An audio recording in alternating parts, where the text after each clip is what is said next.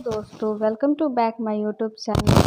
शिव गुरु की कथा। उज्जैन राज्य में राजा चंद्रसेन राज्य करते थे। वह भगवान शिव के अनन्य भक्त थे। एक दिन राजा भगवान शिव के पूजा पाठ पूरे विधि विधान से कर रहे थे और उसी समय एक 5 वर्ष का नन्हा सा बालक अपनी माँ के साथ उधर से गुजर रहा था। राज्य के राजा का शिव पूजन देखकर बालक के मन में भी जिज्ञासा उठा। बालक भी राजा की तरह भगवान का पूजन उसी प्रकार करने का इच्छा जताया। अपने घर वापसी के दौरान उसने कुछ सामग्री जुटाई और रास्ते से एक पत्थर शिवलिंग बनाकर घर ले आया।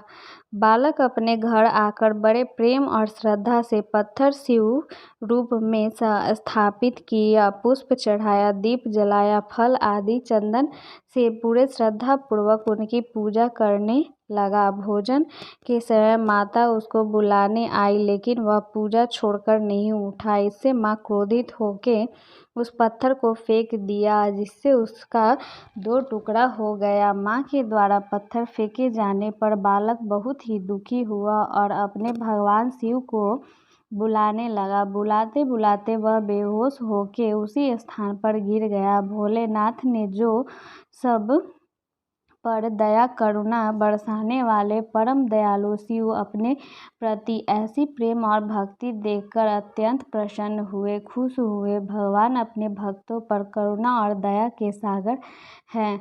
जैसे ही बालक को होश आया, उसकी आंखें खुली। उसने अपने सामने एक भव्य शिवलिंग, स्वर्ण रत्नों से बना मंदिर खड़ा देखा और उस शिवलिंग से प्रकाश निकल रहा है। बालक यह देख अविलंब भगवान आशुतोष की स्तुति करने लगा।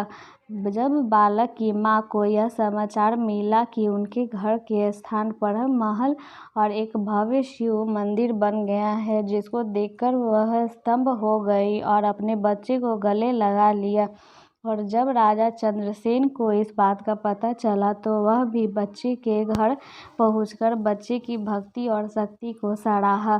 फिर वहां हनुमान जी प्रकट हुए और कहा, शिव गुरु कथा और लीला इस जगत में भगवान शंकर शीघ्र और जल्दी फल देने वाले देवता हैं। वह देवों के देव महादेव है। आगे उन्होंने कहा कि इस बालक की भक्ति से प्रसन्न होकर उन्होंने एक कुटिया को महल में परिवर्तित कर दिया। बड़े बड़े ऋषि मुनि हजारों वर्षों की घोर तपस्या से जो नहीं प्राप्त कर पाते, वह उन्होंने कुछ ही समय में प्रदान कर दिया। इस गोप बालक की 8वीं पीढ़ी में नंद गोप का जन्म होगा। आगे चल के द्वापर युग में भगवान विष्णु का कृष्ण अवतार होगा और वह तरह तरह की कलाओं से युक्त होंगे। फिर उस स्थान पर शिव शंभु की स्तुति करते हुए धर्मात्मा गोप और राजा चंद्रसेन शिव धाम को चले गए। हर हर महादेव।